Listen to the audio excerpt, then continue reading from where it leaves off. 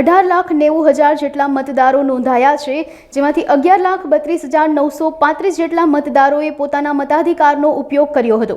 લોકસભા સીટમાં યોજાયેલ મતદાનમાં 8 ઉમેદવારોએ ઉમેદવારી કરી હતી, જેમાં 8 ઉમેદવારોમાંથી અહીંયા ભાજપ કોંગ્રેસ વચ્ચે સીધી ટક્કર જોવા મળી હતી, જેમાં ભાજપના ઉમેદવાર રાજપાલસિંહ જાદવે 5,09,000 જેટલી લીડ સાથે જંગી જીત મેળવી હતી।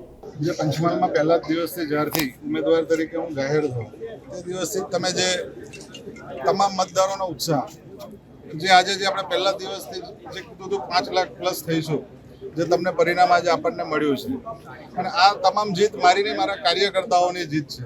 અને નરેન્દ્રભાઈ મોદી સાહેબની જે વિકાસલક્ષી યોજનાઓ છે એ યોજનાઓ જે નીચેના ગ્રામ્ય સુધી પહોંચી છે તેની જીત છે। સાહેબ, સૌપ્રથમ કાર્યો કયા કરશો?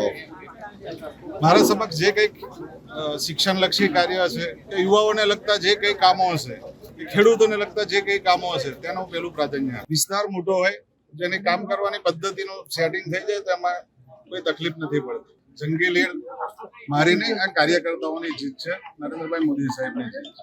પંચમહાલ લોકસભા સીટની જો વાત કરવામાં આવે તો પંચમહાલ લોકસભા સીટ પર 18,90,000 જેટલા મતદારો નોંધાયેલા છે, જેમાંથી 11,32,935 જેટલા મતદારોએ પોતાનો મતાધિકારનો ઉપયોગ કર્યો હતો।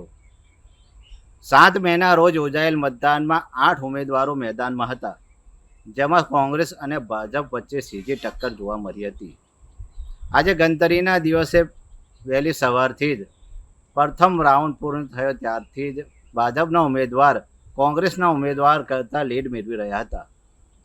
અંતે સાંજે ભાજપના ઉમેદવાર રાજપાલસિંહ જાદવ કોંગ્રેસના ઉમેદવારને 5,09,000 જેટલી જંગી લીડથી હરાવી વિજયી થયા હતા। શબ્બીર અલી ઠા, અબ તક ન્યૂઝ, ગોધરા, પંચમહાલ।